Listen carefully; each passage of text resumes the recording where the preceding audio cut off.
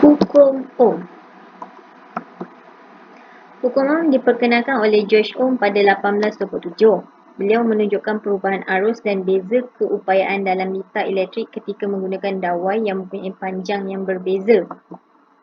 Okay, hukum Ohm menjelaskan bagaimana arus elektrik mengalir dari sesebuah bahan. Tahap voltan berbeza diperkenakan. Maksudnya, bahan tu kita boleh anggap sebagai resisten. Bila tahap bahan tu berbeza, resisten tu nilai resisten berbeza, tahap voltage tu pun berbeza. Bila voltage berbeza, arus pun akan berbeza. Hukum Kirchhoff. Hukum Kirchhoff ni merupakan hukum yang penting dan dapat membantu dalam menentukan nilai kuantiti elektrik, iaitu seperti arus, susut voltan dan resapan kuasa dalam litar elektrik. Kebiasaannya hukum Kirchhoff ni digunakan untuk mengira litar yang lebih rumit. Okey, hukum Kirchhoff ni diperkenalkan oleh Gustav Robert Kirchhoff pada 1845. Hukum Kirchhoff terdiri dari dua bahagian, iaitu hukum Kirchhoff 1 dan hukum Kirchhoff 2. Kebiasaannya hukum Kirchhoff 1 ni kita kenal sebagai hukum arus Kirchhoff. Lepas tu hukum Kirchhoff 2 ni kita kenal dia sebagai hukum voltan Kirchhoff. Hukum Ohm. Hukum Ohm terdiri daripada satu litar lengkap yang mana terdiri daripada voltage, arus, resisten. Hukum Ohm menyatakan arus berkadar terus dengan voltage, manakala arus juga berkadar songsang dengan rintangan. Oleh itu terdirilah satu segitiga yang mana menghasilkan formula voltan bersama dengan arus kali dengan resisten. Arus bersama dengan voltan over dengan resisten. Resisten bersama dengan voltan over arus. Hukum Kirchhoff. Hukum Kirchhoff terbahagi kepada dua, iaitu hukum arus Kirchhoff dan hukum voltan Kirchhoff.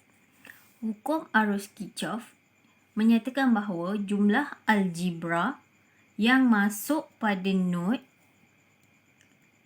dan yang keluar daripada nod bersamaan dengan sifar, iaitu I1 plus I2 plus I3 equal I4 plus I5 plus I6. Untuk hukum voltan Kirchhoff, berdasarkan satu litar arus terus, hukum voltage Kirchhoff menyatakan bahawa jumlah algebra voltan susut pada satu gelung tertutup bersamaan dengan sifar. Ini bermaksud jumlah voltan punca bersamaan dengan jumlah susut voltan, iaitu V1, V2 plus V3.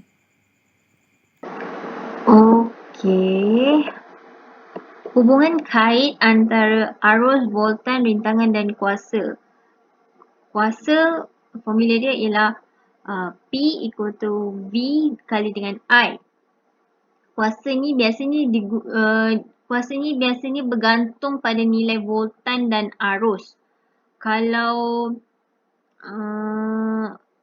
kita nak cari current, akan menjadikan arus power bahagi dengan voltan, yang mana arus tu berkadar terus dengan power dan arus tu berkadar songsang dengan voltan.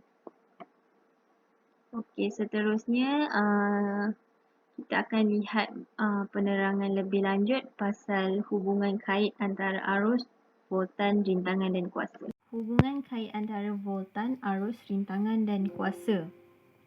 Kuasa yang dibekalkan oleh punca voltan dan lesapan kuasa pada beban dapat dihitung menggunakan formula P equal to IV. I equal to kuasa over dengan voltan. Voltan kuasa bersamaan dengan power over dengan arus. Okey, untuk hubungan kait antara voltan, arus, rintangan dan kuasa, untuk dari segi arus, formula yang pertama ialah I ataupun arus bersama dengan P over dengan V. Kemudiannya, V digantikan dengan I kali dengan R, yang mana I kali dengan R ni berdasarkan hukum Ohm, yang menampakkan, yang membentuk satu formula lain, iaitu I bersama dengan surd P over dengan R. Berdasarkan hukum Ohm pula, arus bersama dengan V over R. Untuk kuasa, kita dapat membentuk P equal to IV, yang mana I digantikan berdasarkan formula hukum Ohm, iaitu V over R, yang menjadikan formula yang kedua iaitu power bersama dengan voltage kuasa 2 over dengan R. Berdasarkan P equal to I kali dengan V, P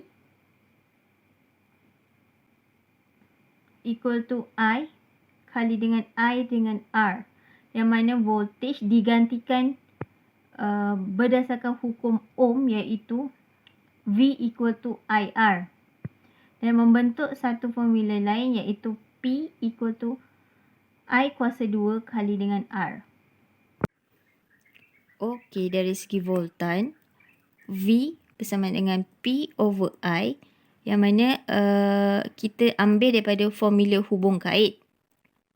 Kemudian I-nya kita digantikan dengan hukum Ohm, iaitu I equal to V over R.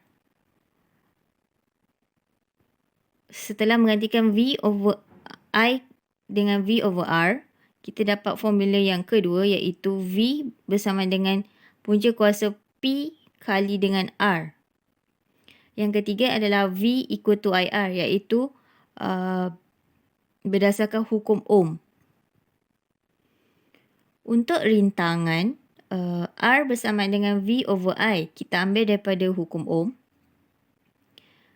yang mana V kita gantikan dengan berdasarkan formula hubung kait, iaitu P equal to IV. Kita dah gantikan tadi V dengan P over I. Terbentuk formula yang kedua, iaitu R bersamaan dengan P over dengan I kuasa 2. Okey, kita untuk formula yang ketiga, R bersama dengan V over I, iaitu berdasarkan hukum Ohm. Yang tadi kita gantikan V kan? Okey, untuk kali ini kita gantikan I ni dengan formula hubung kait, iaitu P over V, yang mana P over V bersama dengan I. Okey, maka terbentuklah formula yang ketiga, iaitu R bersama dengan V kuasa 2 over dengan P. Okey, setelah memahami takrif definisi bagi hukum Ohm dan hukum Kirchhoff, okey, kita akan aplikasikan hukum Ohm dan hukum Kirchhoff. Okey, bagi hukum Ohm, di sini ada satu soalan yang mana hitung arus yang mengalir dalam liter. Di sini dia bagi 1 liter lengkap yang mempunyai voltan, arus dan resisten. Diberi jumlah voltan ialah 3 volt dan diberi resisten bersama dengan 480 ohm. Arus yang mengalir dalam liter perlu dihitung. Okey. Berdasarkan hukum Ohm, I bersama dengan V over dengan R, yang mana V bersamaan dengan 3 volt Resisten bersamaan dengan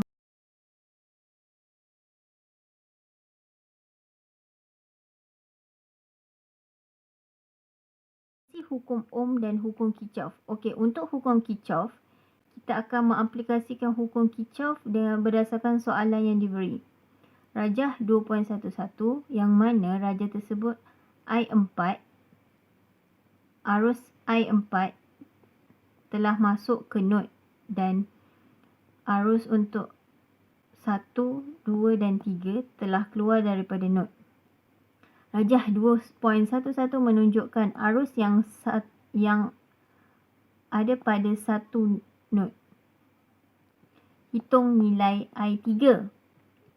Diberi I4 10 ampere, I1 3 ampere, I2 2 ampere.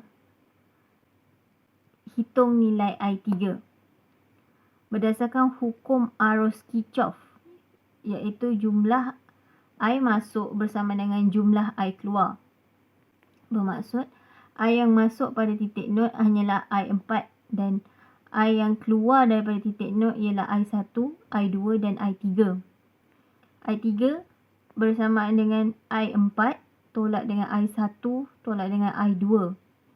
I3 bersamaan dengan 10 ampere tolak dengan 3 ampere tolak dengan 2 ampere. Bermaksud I3 adalah 5 ampere. Untuk contoh soalan yang kedua ialah bagi hukum voltan Kirchhoff. Di sini adalah satu liter lengkap arus terus yang mana